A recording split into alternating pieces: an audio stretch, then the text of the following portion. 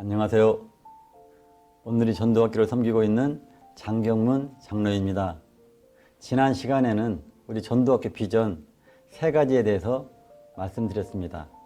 첫 번째는 영혼 구원에 대한 주님의 마음을 품자. 영혼 구원 전도는 하나님이 가장 기뻐하시는 일이며 예수님이 이 땅에 오신 이유입니다.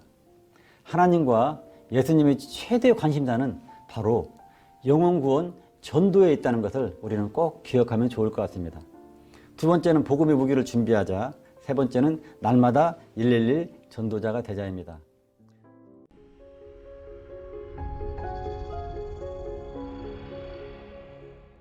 오늘은 이 두 번째 복음의 무기에 대해서 말씀드리겠습니다. 여기서 무기라고 표현한 이유는 전도는 영적 전쟁이기 때문에 이렇게 무기라는 표현을 썼고요. 실제는 우리가 복음을 전할 때 그 전해지는 복음의 메시지를 의미합니다. 다른 말로 전도 툴이라고도 얘기합니다. 오늘은 그 최고 행복 기본 전문, 온누리 5분 전도라고도 불리는데요. 최고 행복 기본 전문에 대해서 함께 나눠보겠습니다. 자, 오늘은 기본 전문, 다음 주는 전문, 다음 주는 이 최고 행복을 도표를 그리면서 전하는 것에 대해서, 그 다음 주는 전도지로 전하는 것에 대해서 말씀드리겠습니다. 그러니까 한 4시간을 걸쳐서 이 최고 행복에 대한 얘기를 함께 나누기 때문에 아마 반복되는 얘기들이 분명히 있을 것입니다. 자, 반복은 사실, 학습은 사실 반복입니다. 막 반복할 때 우리 어린 시절에 구구단 막 외웠지 않습니까? 막 외우고 또 외우고 반복적으로. 마찬가지로 우리가 최고 행복을 4시간 동안에 반복적으로 하게 되면 아마 나도 모르게 이 최고 행복 복음이 내 마음밭에 심겨져.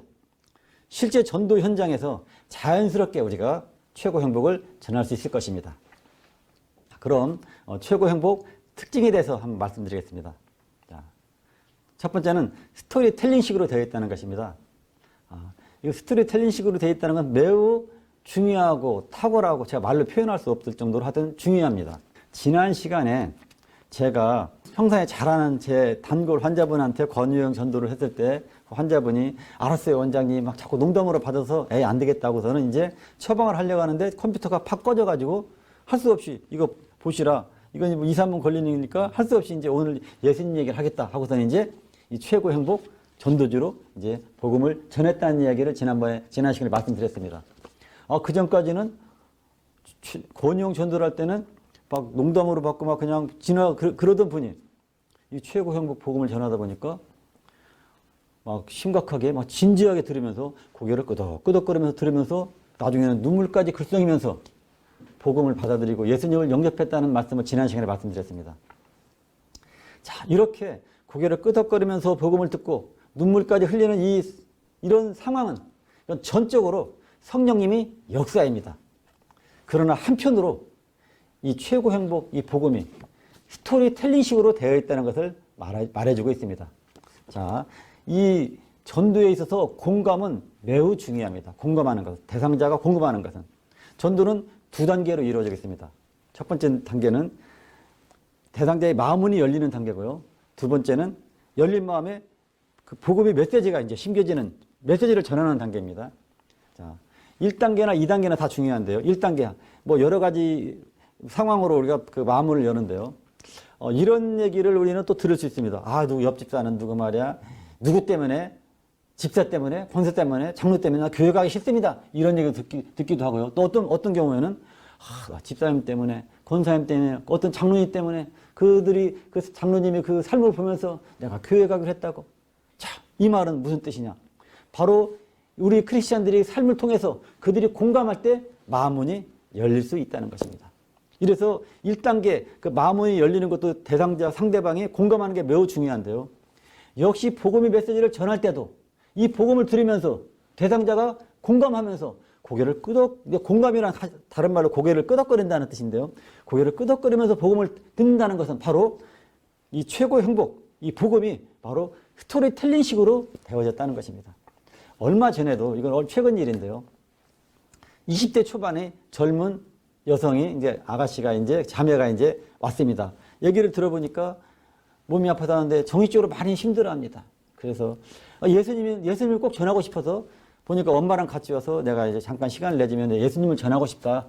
해서 이제 그 동의를 얻고 이제 최고 행복 복음을 전했습니다. 그러니까 그 환자분도 고개를 끄덕거리면서 복음을 듣고, 그리고 그 엄마는 더 오히려 공감하면서 더 고개를 끄덕거리면서 복음을 들으면서 예수님을 영접하고 가까운 교회에 가기로 약속하고 진료실을 나갔습니다. 이렇게 최고 행복은 참으로 스토리텔링식으로 되었다는 것은 참 이게 너무나 하나님께, 이건 하나님의 선물이라고 저는 생각합니다. 이런 좋은 복음을 우리에게 주셔서. 자, 앞으로 우리 여기 계신 훈련받은 분들도 훈련 다 받고 나서 복음을 전할 때 이렇게 대상자가 고개를 끄덕거리면서 복음을 듣는 것을 경험하게 될 것입니다. 자, 두 번째는 현장에서 만들어냈다는 것입니다. 이것은 무슨 뜻이냐면은 전도 사역자들이 전도 현장에서 나가서 부딪히면서 성공하고 실패하면서 하나하나 그 모아진 것들로 인해서 어우러지면서 만들어졌다는 것입니다. 물론 우리 전도학교 담당 목사님이 지도도 받고 뭔가 막히고 뭐 해결이 안 될 때, 이럴 때는 이재훈 담임 목사님까지 찾아가서 이렇게 내용을 이렇게 좀 좋은 데 듣고 이래서 만들어졌지만, 그러나 최고 행복 대부분은 우리 전도 사역자들이 전도 현장에서 만들어졌다는 것입니다. 그래서 더욱더 스토리텔링식으로 되었다고 저는 생각합니다. 2번부터는 쭉 밑에부터는 이래서 스토리텔링식으로 되었구나, 이렇게 또 한편으로 이해하시면 될 것입니다. 자, 세 번째는 평안의 메시지가 있다는 것입니다. 평안을 너에게 끼치노니 곧 나의 평안을 너에게 주노라.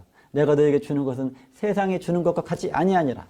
너희는 마음에 근심하지도 말고 두려워하지도 말라는 이 평안의 메시지는요, 사실 이것을 접촉점으로 사용하기도 합니다. 접촉점으로 사용하기도. 그래서 그 대상자에게 접촉하기도 용이하고요. 또 예수님을 영접할 때도 이 평안의 메시지를 줌으로써 대상자가 예수님을 영접하는 데도 많이 도움을 줍니다. 사실 이 평안의 메시지는요, 이 최고 행복이 탄생하게 된 배경이 말씀입니다. 스트레스 속에서 살아가는 현대인들에게, 불안과 두려움 가운데 살아가는 현대인들에게 예수님이 주신다는 이 평안을 너에게 끼쳐놓으니 곧 나의 평안을 너에게 주노라. 내가 너에게 주는 것은 세상에 주는 것과 같이 아니하니라. 세상에 주는 것과 다른 예수님의 평안을 스트레스 가운데 살아가는 현대인들, 불안과 두려움 가운데 살아가는 현대인들에게 주고 싶은 마음으로 아마 이 최고 행복이 만들어졌던 배경이 되는 말씀입니다. 네 번째는 믿음을 영접으로 연결함으로써 영접하는 데 도움을 주고요. 다섯 번째는 성경의 구조로 이루어졌다는 것입니다. 성경은 창조, 타락, 구속, 회복, 이 4단계 이루어져 있습니다. 하나의 복음의 스토리입니다. 자, 이 성경은요, 하나님께서 4차원적인 하나님께서 우리 3차원적인 우리 사람들에게 그 선물로 주신 사랑의 편지입니다. 사랑의 이야기입니다. 그래서 성경은 스토리가 있습니다. 바로 창조, 타락, 구속, 회복. 우리 최고의 행복도 이 구조로 이루어졌다는 것입니다. 그래서 하나님께서 우리에게 4차원적인 하나님이 우리들에게 주시려면 당연히 스토리텔링식으로 성경에 써있을 것이고, 또 이렇게 창조, 타락, 구속, 회복으로 이루어졌기 때문에 우리 최고 행복도 우리가 일부러 성경을 놓고 창조, 타락, 구속, 회복으로 이렇게 만드는 게 아니고, 만들고 나서 보니까 바로 창조, 타락, 구속, 회복으로 이루어진 것을 알 수 있고요. 그러다 보니까 자연적으로 또 최고 행복이 스토리텔링식으로 되어 있지 않는가 생각이 됩니다. 자, 여섯 번째는요, 도표를 그리면서 전할 수 있다. A4 용지를요, 접었다 폈다, 그리고 막 글씨도 막 쓰고, 그리고 막 줄도 긋고 도표도 만들고 하다 보니까 대상자가 이 눈을 뗄 수가 없는 것입니다. 막 옆에서 막 글씨 쓰고 하다 보니까. 그래서 아주 집중력이, 아주 도표를 그리면서 하면 나중에 전해 보십시오. 아주 대상자가 집중력 있게 복음을 듣습니다. 자, 일곱 번째는요, 또 전도지를 사용하여 전할 수 있다는 말씀 나오는데요. 자, 이 전도지에는 이렇게 그림이 있습니다. 그림. 이런 그림과 함께 복음을 전하다 보니까요, 또 대상자들이 또 집중하면서 이 복음을 듣게 됩니다. 또 글씨를 모르는 아직 안 배운 아이들이나 눈 시력이 안 좋은 노인들한테는요, 이 그림만 보여주면서 복음을 전할 수도 있습니다. 참 귀한 전도지입니다. 자, 그리고 부록으로 구원의 확신편이 있고 교회로 인도가 있습니다. 자, 우리가 1:1 제자양육 성역 공부, 즉 1:1을 할 때요, 구원의 확신편이 있습니다. 많은 동반자분들이 이렇게 구원의 확신편에서 구원의 확신을 갖게 됩니다. 그런데 일부에서는 구원의 확신이 없다는 분들도 만나게 됩니다. 이때 우리 온누리 전도학교에서 사용하는 이 구원의 확신에 대한 우리가 얘기를 해주면 대상자들이, 동반자가 장로님 얘기를 듣고 보니까 이제는 이 건물이 무너져서 내가 죽는다 하더라도 천국에 들어갈 수 있겠네요. 이렇게 구원의 확신을 확실히 갖는 그러한 갖게 됩니다. 한번 구원의 확신편은 잘 이렇게 이해하셔갖고 암송하셔갖고 한번 사용해 보십시오. 교회로 인도도 스토리텔링식으로 이루어져 있습니다. 다음에는 최고 행복 구주에 대해서 말씀드리겠습니다. 아까 말씀드린 것처럼 성경의 구주로 이루어졌다고 했습니다. 창조, 타락, 구속, 회복. 자, 우리 최고 행복도 바로 창조에 해당되는 부분이 하나님과 사람의 관계, 타락에 해당되는 부분이 사람의 죄와 그 결과, 구속에 해당되는 부분이 하나님의 사랑과 예수 그리스도, 회복에 해당되는 부분이 사람의 해야 할 일로 이루어져 있습니다. 그럼 하나하나 살펴보도록 해보겠습니다. 자, 1단계입니다. 창조, 하나님과 사람의 관계. 자, 하나님과 사람은 어떻게 이렇게 관계가 형성되었을까요? 그것은 창세기 1장 27절 복음이 뿌리라겠죠. 하나님께서 우리 사람을 자신의 형상, 곧 하나님의 형상대로 우리를 만드신 후 우리를 자녀 삼으신 것입니다. 이래서 하나님과 사람의 관계가 이루어집니다. 자, 자녀에 대한 부모의 사랑은 본능적입니다. 자, 자녀가 집을 나갔다 갑시다. 그러면 부모가 자녀 찾다 못 찾으면 기다리다 돌아오지 않으면 나중에 이사도 안 갑니다. 왜? 내 자녀이기 때문입니다. 이렇게 부모는 자녀를 본능적으로 사랑합니다. 하나님께서도요, 우리 사람을 자신의 형상대로 만들어 놓고 나서 우리를 자녀 삼으신 후 그렇게 우리를 그렇게 사랑하시는 것입니다. 그럼 우리 사람에 대한 하나님의 마음은 어떻게 표현될까요? 자, 그것은 우리 사람들이 자녀에 대한 그 부모의 마음을 표현하는 걸 보면 우리가 이해할 수 있는데요. 먼저 제 이야기를 한번 말씀드려 보겠습니다. 제 막내가 몇 년간 이제 외국에서 생활하다가 이제 돌아왔습니다. 돌아오고 나서 저는 이제 돌아온 후부터, 얼마 후부터는요, 저는 병원에서 진료가 땡 끝나면은 곧장 집으로 지켜갑니다. 왜 그럴까요? 그 안에는 내 막내가 있었기 때문입니다. 거기서 특별한 이벤트가 있는 것도 아닙니다. 같이 밥 먹고, 같이 그냥 얘기하고, 얘기도 너 외국에서 생활 뭐 했냐, 반찬 뭐 했냐, 몇 가지 물어보다 하루 이틀이면 2, 3일이면 끝납니다. 그래서 또 물어보고, 집에서도 오늘 뭐 했냐? 그것도 며칠 지나면 물어볼 것도 없습니다. 그래서 또 물어보고, 아마 우리 막내가 귀찮았을 것입니다. 그래도 저는 곧장 집으로 간 이유는 바로 그 같은 공간에서 우리 막내랑 같이 함께하고 싶었던 것입니다. 그리고 이제 한두 달이나 두세 달이 지났을 때부터는 우리가 자녀가 어떻게 하면 막내가 행복해질 수 있을까? 이걸 생각하기 시작했습니다. 즉, 내 모습을 보니까 우리 막내와 함께하고 하기를 원했고요. 막내가 행복해지기를 원했다는 것입니다. 그럼 나만 그럴까요? 안 그렇습니다. 많은 부모들이, 예를 들어서 명절 때를 봅시다. 명절 때를 보면은요, 대이동을 합니다. 그럼 이제 부모들은 자녀들이 올 때가 되면 이제 그때부터 손꼽아 기다립니다. 언제 오나. 그리고 오고 나면은 너무나 좋아합니다. 그렇다고 특별한 뭐가 있는 것도 아니고 이벤트가 있는 것도 아닙니다. 그냥 오면은 같이 밥 먹고 나랑 비슷한 얘기를 물어보겠죠. 직장 생활 잘 다니냐, 손주들한테 학교 잘하냐, 손주 한번 손 한번 살짝 만져보고, 하면 또 아들 손도 한번 살짝 만져보고, 그리고 하루 이틀 지나서 또 집으로 간다고 하면은 자녀들이 좋아하는 거 바리바리 준비해서 싸가지고 보내줍니다. 행복해지기를 원하기 때문입니다. 이렇게 많은 부모들이 자녀들과 함께하고 있기를 원하고요.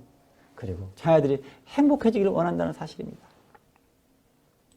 그럼 우리나라만 그럴까요? 이게 지금 미국 케네디 대통령입니다. 유명한 대통령이죠. 밑에 보니까 지금 아이가 밑에 있네요.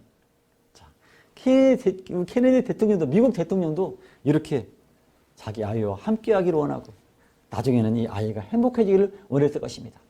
그래서 우리 사람은 본래 하나님과 교제하며 행복하게 살고 창조되었다는 이 말이 어떻게 나왔냐.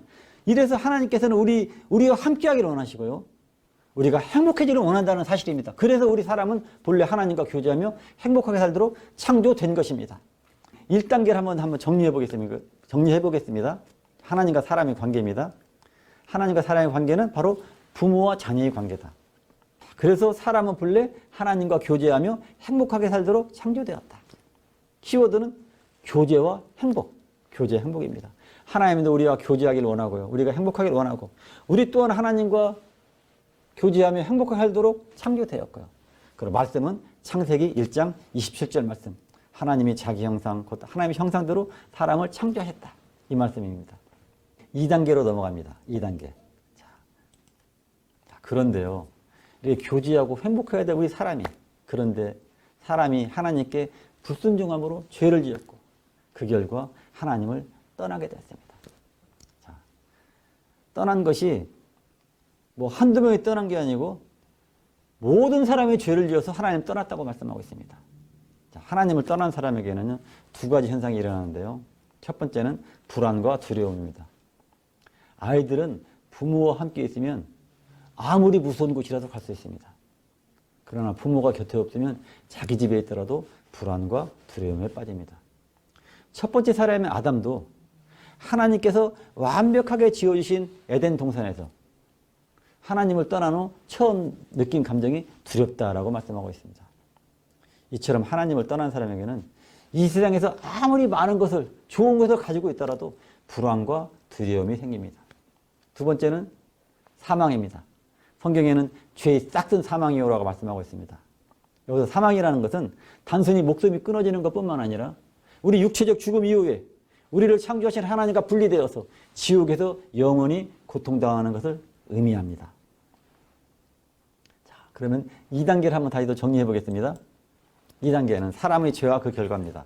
자, 하나님과 교제하며 행복하게 살도록 창조된 우리가 그런데 불순종함으로 죄를 짓고 하나님을 떠나게 되었다는 것입니다.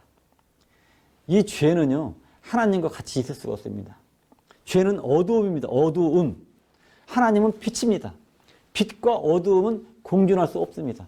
어둠이 있는데 빛 하나만 촛불만 하나 딱 켜지더라도 어둠이 싹 사라집니다.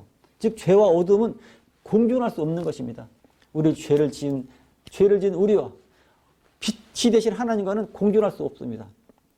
너희 죄악이 너희와 너희 하나님의 사이를 갈라놓았다. 이런 말씀도 있죠. 그래서 하나님 떠난 결과 우리에게 온 것이 바로 불안, 두려움, 사망이 오게 된 것입니다. 말씀은 로마서 3장 23절 말씀, 로마서 6장 23절 말씀인데요. 모든 사람이 죄를 범하였으며 하나님의 영광에 이르지 못하더니 그리고 죄의 시작은 사망이요. 이 두 가지 말씀입니다. 말씀은요 10가지가 나옵니다. 10개가 나오는데 우리가 이 말씀은 적어도 그냥 암송하는 게 좋겠습니다. 말씀이니까. 세 번째는 이제 구속, 하나님의 사랑과 예수 그리스도인데요. 하나님 사랑 얘기부터 먼저 말씀드리겠습니다. 하나님께서는 사람들의 이런 모습, 불안과 두려움과 살다가 죽어서 지옥 가는 이런 모습을 보시고 너무나도 안타까워했습니다. 성경에는 하나님은 사랑이심이라고 말씀하고 있습니다. 하나님은 사랑이 하나님이기 때문에 사람들이 불행하게 되는 것을 원치 않으십니다. 그래서 예수 그리스도를 이 땅에 보내신 것입니다. 그렇다면 예수님이 이 세상에 오신 목적은 무엇일까요? 예수님은 죽기 위해 오셨습니다. 자, 성경을 보면 인자가 온 것은 섬김을 받으려 함이 아니라 도리어 섬기려 하고 자기 목숨을 많은 사람의 대속물로 주리 함이니라고 말씀하고 있습니다. 여기서 대속물이란 무엇일까요? 대속물이라는 것은 기본적 그 뜻이 자유롭게 한다, 자유를 준다는 그런 뜻을 갖고 있는데요. 어떤 사람이 빚이 있어요. 그 빚에서 자유롭게 해주기 위해서. 어떤 사람이 노예의 상태야. 노예의 상태에서 자유롭게 해주기 위해서. 어떤 사람이 죄를 지어서 죄값을 치러야 돼. 죄의 상태에서 자유롭게 해주기 위해서 대신 지불하는 대가입니다. 죄를 지어서 이제 감옥에 가고 막말로 사형에 죽을 수도 있어요. 대신 지불하는 대가입니다. 지금 다른 말로 생각하면 바로 몸값이라고 생각하면 됩니다. 자, 아까 죄의 싹은 사망이라고 했는데요. 죄를 지으면 죽어야 되는데 바로 죄로 인해 죽어야 할 우리를 위해서 예수님이 대신 죽으신 것입니다. 이보다 더 큰 사랑이 어디 있겠습니까? 자, 여기까지가 이제 하나님의 사랑으로 제가 말씀을 드렸고요. 하나님의 사랑, 그 3단계 일을 한번 설명한다면 다시 하나님은 사랑이심이라. 사랑이기 때문에 우리들이 불안과 두려움에 빠지고 사망하는 것을 견디기 어려우십니다. 그래서 예수님을 통해서 하나님의 사랑을 나타내 보이셨습니다. 예수님을 대속물로 보내신 것입니다. 자, 여기서 왜 대속물이 하나님의 사랑편에 속할까? 자, 우리가 아직 죄인 되었을 때 그리스도께서 우리를 위하여 죽으심으로 하나님께서 우리에 대한 자기 사랑을 확증하셨느니라. 바로 대속물은 우리에 대한 하나님의 사랑의 확증입니다. 그래서 키워드는 그래서 하나님 사랑편에서는 사랑 대속물이 되겠습니다. 자, 말씀은요. 요한일서 4장 8절 말씀. 하나님은 사랑이심이라. 그리고 대속물 말씀은 인자가 온 것은 성경을 받으려 함이 아니라 도리어 섬기려 하고 자기 목숨을 많은 사람의 대속물로 주려 함이니라. 이 말씀이 되겠습니다. 자, 두 번째 3단계 예수님에 대한 얘기입니다. 자, 예수님께서는 우리 모든 죄값을 치르기 위해서 십자가에서 죽으시고 3일 만에 부활하였습니다. 그리고 우리에게 두 가지 선물을 주시기 원하십니다. 첫 번째는 평안입니다. 자, 성경을 보면 평안을 너에게 끼치노니 곧 나의 평안을 너에게 주노라. 내가 너에게 주는 것은 세상에 주는 것과 같지 아니하니라. 너희는 마음에 근심하지도 말고 두려워하지도 말라고 하시면서 세상에 주는 것과 다른 예수님 자신이 평안을 우리에게 주신다고 했습니다. 두 번째는요. 생명입니다. 영생. 자, 예수님께서 말씀하시기를 내가 온 것은 양으로 생명을 얻게 하고, 여기서 양이라는 것은 우리들을 의미합니다. 양으로 생명을 얻게 하고 더 풍성히 얻게 하려는 것이라고 말씀하고 있습니다.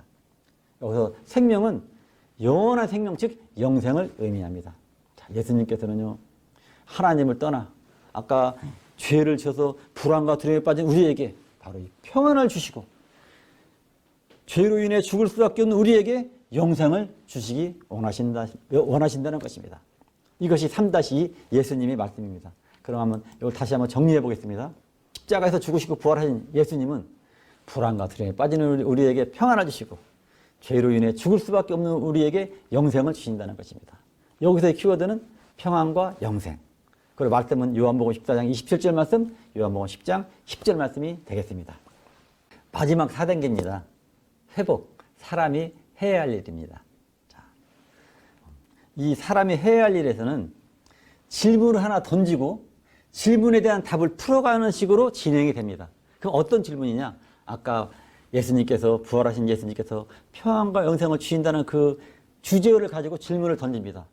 선생님은 참 평안과 영생을 받고 싶지 않으십니까? 이 질문을 던지고 이제 풀어가는 식으로 진행되는 것입니다. 그럼 어떻게 하면 제가 평안과 영생을 얻을 수 있는지 말씀드리겠습니다.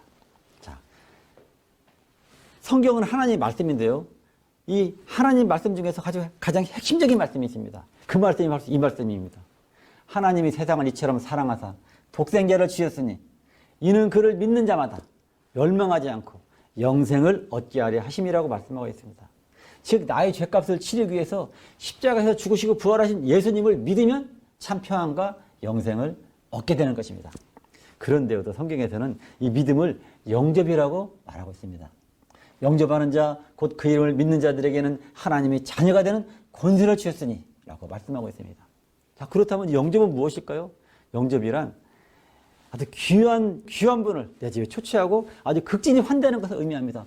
환영합니다. 초청하면 요 귀한 사람을 내 집에 초청하는 겁니다. 그래서 환대하는 것입니다. 여기까지가 이제 그 사람이 해야 할 일이 서론에 해당됩니다. 그리고 이제는 하나님이 원하시는 마음, 그다음에 예수님의 마음을 전하는 것입니다. 자, 그럼 근데 그 뒤로 연결돼서 말씀드리겠습니다. 사랑이 많으신 하나님께서는 지금 이 시간 선생님이 예수님을 영접하여 참 평안과 영생을 받기 원하십니다. 그렇다면 두 번째 예수님의 마음입니다. 그렇다면 예수님의 마음은 어떠실까요? 자, 예수님께서는 이렇게 말씀하셨습니다. 볼지어다 내가 문 밖에 서서 두드리노니 누구든지 내 음성을 듣고 문을 열면 내가 그에게로 들어가 그와 더불어 먹고 그는 나와 더불어 먹으리라고 말씀하고 있습니다. 자, 지금 예수님께서는 선생님의 마음문을 두드리고 계십니다. 이제 선생님은 선택하셔야 됩니다. 죄악된 세상에서 불안과 두려움 가운데 살다가 죽은 이후에 지옥에서 영원히 고통을 당할 것인지 아니면 예수님을 영접하여 참 평안과 영생을 얻을 것인지 선생님 예수님을 영접하시겠습니까? 자, 정리를 해보겠습니다. 여기에는 질문이 두 개가 나오는 걸 볼 수 있죠. 첫 번째는 그 처음 도입 단계 질문입니다. 선생님은 참 평안과 영생을 받고 싶지 않으십니까? 그리고 마지막 이 두 번째 선생님 예수님을 영접하시겠습니까? 이 두 가지 질문으로 시작하고 마무리할 때 영접하시겠습니까? 하고 이제 마무리가 됩니다. 자, 4단계에서는 선생님은 참 평안과 영생을 바꾸시지 않으십니까? 이 첫 번째 질문에서 그럼 어떻게 하면 제가 평안과 영생을 얻을 수 있는지 말씀드리겠습니다 하면서 이제 풀어간다고 아까 말씀드렸죠. 즉 예수님을 믿고 영접하면 참 평안과 영생을 받게 된다는 것입니다. 그래서 하나님 마음, 예수님을 영접하여 참 평안과 영생을 받아라. 그리고 예수님도 내가 문 밖에서도 문을 두드리니 누구든지 문을 열면 내가 그에게로 들어가 그와 더불어 먹고 그는 나와 더불어 먹을 것이다. 내가 너희 가족이 될 것이다. 이렇게 예수님 마음을 전하고요. 그 다음에 마지막으로 선생님 예수님을 영접하시겠습니까? 이렇게 사람이 해야 할 일로 이렇게 이루어집니다. 키워드는 믿고 영접해라. 이것을 결단해라. 그래서 믿음은 요한복음 3장 16절 말씀. 그 다음에 영접은 요한복음 1장 12절 말씀. 그 다음에 결신은 계시록 3장 20절 말씀이 되겠습니다. 이제 마무리 돼갑니다. 이제 최고의 구조는 아까 처음 말씀드렸죠. 창조, 타락, 구속, 회복. 이 성경의 구조와 같다고 되어 있습니다. 그럼 이 도표 한 장으로 자 마지막 정리를 해드리겠습니다. 이 도표는 보니까 승리 십자가로 적혀 있네요. 자 우리가 십자가 이렇습니다. 그런데 예수님께 승리했다 하면은 이렇게 되죠. 이 V가 이제 승리 십자가라고 생각하면 됩니다. 자, 첫 번째, 이제 여기 오른편에 해당되는 건 오른쪽 주먹이라 합시다. 이게 하나님과 사람의 1단계가 하나님과 사람의 관계입니다. 어떻게 관계가 형성됐다겠죠? 창세기 1장 27절에 근거해서 하나님이 자기 형상껏 하나님의 형상대로 우리를 만들었기 때문에 우리가 하나님 자녀가 되면서부터 관계가 형성됐습니다. 그래서 우리는 하나님과 교제하며 행복하게 살도록 창조된 것입니다. 자, 1단계입니다. 2단계, 여기 팔꿈치입니다. 그런데 사람이 하나님께 불순종함으로 죄를 지었고 하나님을 떠나게 된 것이죠. 그래서 불안, 두려움, 사망에 이르게 된 것이죠. 자, 그런데 이 모습을 보고 이제 하나님이 사랑이시기 때문에 예수님을 통하여서 대속물로 예수님을 보내주셔서 예수님을 통하여서 이제 하나님께서 이 문제를 해결해 주십니다. 그래서 예수님께서 십자가를 지시고 죽으시고 3일 만에 부활하신 이후에 우리에게 두 가지 선물을 주신다고 했습니다. 그게 바로 평안과 영생입니다. 그리고 이제는 사람의 해야 할 일, 믿고 영접해라, 결단해라. 그럼 다시 하나님의 자녀가 된다. 즉 영접하는 자, 곧 그 이름을 믿는 자들에게는 하나님의 자녀가 되는 권세를 주셨으니라고 말씀한 이 말씀처럼. 자, 그럼 다시 정리를 해보겠습니다. 자, 첫 번째, 여기가 하나님과 사람의 관계는 바로 우리는 하나님의 자녀입니다. 자, 믿고 영접하면 영접하는 자, 곧 그 이름을 믿는 자들에게는 하나님의 자녀가 되는 권세를 주신다고 말씀하였죠. 하나님의 자녀로 회복되는 것입니다. 자, 두 번째, 여기서 불안과 두려움과 사망에 빠졌다겠죠. 하나님 떠나서 여기서는 예수님이 평안과 영생을 주신다겠죠. 즉 하나님을 떠나 불안과 두려움에 빠진 우리에게 평안을 주시고 죄로 인해 죽을 수밖에 없는 우리에게 영생을 주시기 원하십니다. 자, 대비가 되는 거죠. 이 모든 것은 바로 하나님의 사랑 때문에 이루어지는 것입니다. 자, 하나님의 사랑은 바로 창세기 1장 27절 말씀에 근거해서 하나님의 사랑이 이루어지는 것입니다. 자, 이것이 이제 하나의 뼈대가 되는 이제 그림 한 장을 보여드렸습니다. 자, 오늘은 이렇게 최고 행복 기본점은 뼈대에 대해서 말씀드렸습니다. 자, 다음 시간에는 이제 이 뼈대에다가 막 살을 붙이는 이제 그 전문을 함께 나눌 것입니다. 자, 제가 이제 부탁드리고 싶은 것은요. 아마 우리 조장님들이 이제 숙제를 내줄 텐데요. 내 개인적으로 이제 한번 부탁드리고 싶은 것은 하루에 한 번이나 두 점 전문을 한번 계속 한번 읽어달라는 것입니다. 뭐 한 번 또는 두 번. 이제 쭉 읽다 보면 흐름을 알게 돼서 다음 시간에 제가 이제 전문을 강의할 때 훨씬 도움이 되지 않을까 이런 생각이 듭니다. 자, 수고하셨습니다. 감사합니다.